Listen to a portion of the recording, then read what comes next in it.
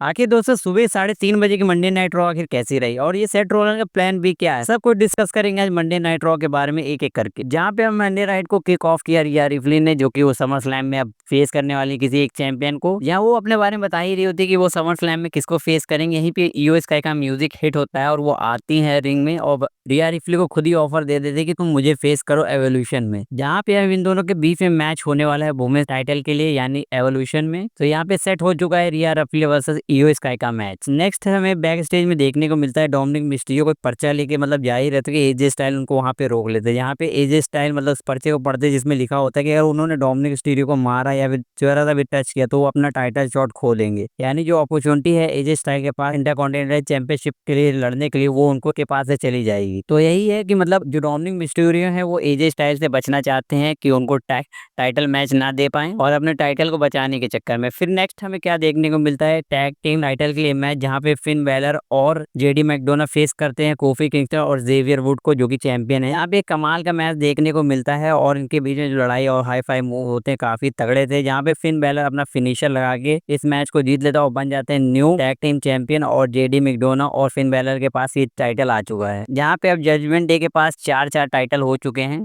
Tag team title, women tag team title और intercontinental championship. अब हमें नेक्स्ट क्या देखने को मिलता है बैक स्टेज फिन बैलर और जेडी मैकडोना से जो बात कर रहे होते हैं जनरल मैनेजर से कि मतलब लिव मॉर्गन अभी इंजर्ड है, इसका ये मतलब नहीं है कि रॉड्रिगस अपना टाइटल विकेट कर दे। आप रॉक्सन पर्ज को टाइटल अपॉर्चुनिटी दे दे जहाँ पे वो टीम अप करेंगे और मतलब रॉक्सन पर्ज और रॉड्रिगस एक साथ टैग टीम डिवीजन में रहेंगी। तो इसी पे एडम स्पीकर कहते हैं कि मतलब उनको अपने आप को प्रूव करना होगा और एवोल्यूशन में फैटल 4-वे मैच होगा टैग टीम टाइटल के, जहाँ पे वो जीतेंगे तो ये इनके पास रहेगा वरना किसी और के पास चला जाएगा। तो यहाँ पे एक वुमेन्स डिवीजन का एक और मैच सेट कर दिया गया है एवोल्यूशन के लिए, जहाँ पे हमें फैटल 4-वे वुमेन्स टाइटल के देखने को मिलने वाला है जो कि टैग टीम के लिए होगा। अब 3 टीमें कौन है अब तो ये आने वाला वक्त बताएगा, जैसे जैसे क्वालिफाई होगा या फिर मतलब ये लोग चुनेंगे अलग अलग ब्रांड से कि किसको रखा जाएगा किसको नहीं, वो तो आने वाले शो पे और स्मैकडाउन और रॉ पे देखने को हमें मिलने वाला है। नेक्स्ट मैच हमें देखने को मिलता है शेमस वर्सेस रूसव का, जहाँ पे रूसव इस मैच को जीत लेते हैं मार्च का किक लगा के और ये मैच भी काफी तगड़ा था, दोनों के बीच में काफी अच्छी फाइट हुई है।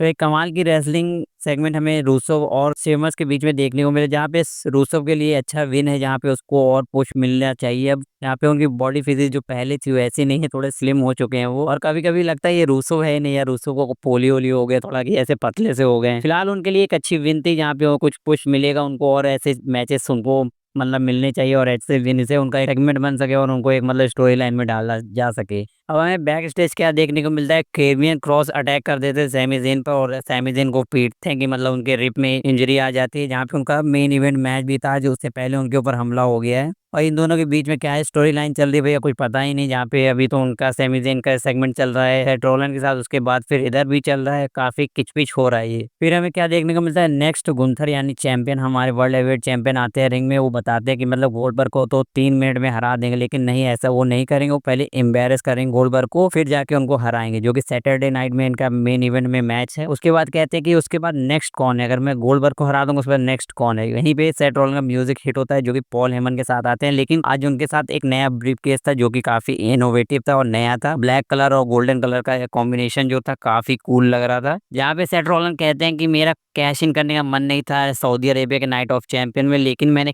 कैश इन में सेगमेंट इसलिए किया क्योंकि मैं नहीं चाहता हूँ कि सीएम पंक जीते, जब तक मैं सांस ले रहा हूँ मैं सीएम पंक को चैंपियन बनने नहीं दूंगा। वो ये सब बोल ही रहे होते कि सीएम पंक का म्यूजिक उठ होता है और सीएम पंक बड़े गुस्से में आते हैं और पहले तो देखते होते कुछ नहीं है मारना चालू कर देता है सेट्रोलो किसी तरह के अपने आप को बचा के ऑडियंस के थ्रू भाग जाते हैं। फिर यहाँ पे गंतर रोकने की कोशिश करते हैं सीएम पंक को, लेकिन सीएम पंक इतने गुस्से में होते हैं कि गंतर को धक्का देते थे और गंतर भी शॉक हो जाते कि भैया इसने मुझे धक्का दे दिया। तो यहाँ पे एक और स्टोरी लाइन बनती हुई दिख रही है गंतर वर्सेस सीएम पंक का। अब देखना है कि ये स्टोरी लाइन बिल्ड होती है कि नहीं या फिर ऐसा ही छोटा सा मतलब ये सेगमेंट था। फिर हमें क्या देखने को मिलता है कि मतलब सेट रोलन ऐसे अपने मतलब रिएक्शन दे रहे होते हैं सीएम पंक के ऊपर, और यहाँ पीछे क्या देखने को मिलता है कि एले नाइट खड़े होते हैं सेट रोलन के पीछे और छोड़ने लगते हैं सेट रोलन को, पकड़ पकड़ के मारते इतनी जगह, फिर सीएम पंक किसी तरह जान छुड़ा के वहां से भागते हैं। अब यहाँ पे सेट रोलन और एले नाइट का मैच फिक्स हो चुका है सैटरडे नाइट मेन इवेंट में। अब बैक स्टेज में क्या देखने को मिलता है कि सीएम पंक और LA Knight face to face होते हैं, जहाँ पे सीएम पंक समझाते हैं कि मतलब मेरे रास्ते में मत आओ, तो एले नाइट कहते हैं मैं तुम्हारे रास्ते में नहीं हूँ, I am not in a line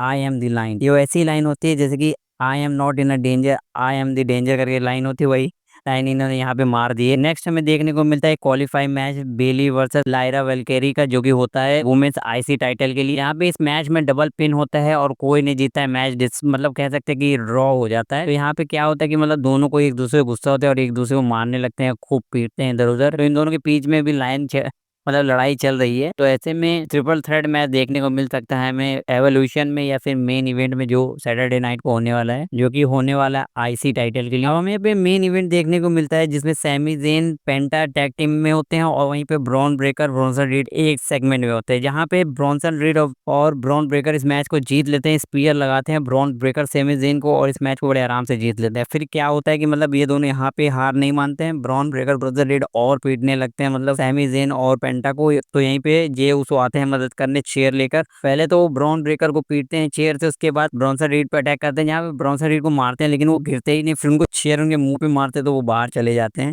तो ये सेगमेंट यहीं पे खत्म होता है। पता नहीं लेकिन जे उसो को इस स्टोरी लाइन में इन्वॉल्व करने की क्या जरूरत थी, उनकी तो कोई स्टोरी लाइन मुझे दिखी नहीं इनके बीच में। जहाँ पे इनका आना मुझे थोड़ा अनलॉजिकल लगा, जहाँ पे यहाँ पे एले नाइट आ सकते थे क्योंकि इनका फिर सेथ रॉलिंस के साथ मैच है, लेकिन ऐसा कुछ हुआ नहीं। पता नहीं जिमी उसो को इस मतलब जे उसो को इस मैच में क्यों डाल दिया गया। अब हमें मेन इवेंट से पहले एक चीज देखने को मिली थी, जहाँ पे मतलब पॉल हेमन बात कर रहे होते हैं सेथ रॉलिंस से फोन पर, जहाँ पे वो निकल चुके होते हैं मतलब जेट से प्लान बी के लिए। तो यहाँ पे प्लान बी क्या है मतलब, तो इसी पे ब्रॉन ब्रेकर बोल देते हैं जो भी प्लान बी हो, फिलहाल मेरा प्लान है इन दोनों को पीटना मेन इवेंट में। जहाँ पे पॉल हेमन कहते हैं वो तो है लेकिन, तो यहीं पे वो ब्रॉन ब्रेकर इनको टोक देते हैं जिससे कि पता ही नहीं चलता कि प्लान बी का क्या है। तो प्लान बी शायद ये है कि अभी हमें वॉर गेम देखने को मिलने वाला है सर्वाइवर सीरीज में, यहाँ पे सेथ रॉलिंस 2 मेंबर को और लाने गए हैं जो कि इस्तेमाल करने वाले हैं वो पेंटा और एले नाइट के मतलब खिलाफ, जहाँ पे इनकी राइवरी काफी लोगों से हो चुकी है, जहाँ पे इनका फ्रैक्शन पे सबसे दुश्मनी ले रहा है। तो ऐसे में उनको जरूरत है 2 मेंबर की और जो उनकी मदद कर सके। फिलहाल आपको मंडे नाइट रॉ कैसा लगा, आपके क्या ओपिनियन है, कमेंट बॉक्स में शेयर करिए।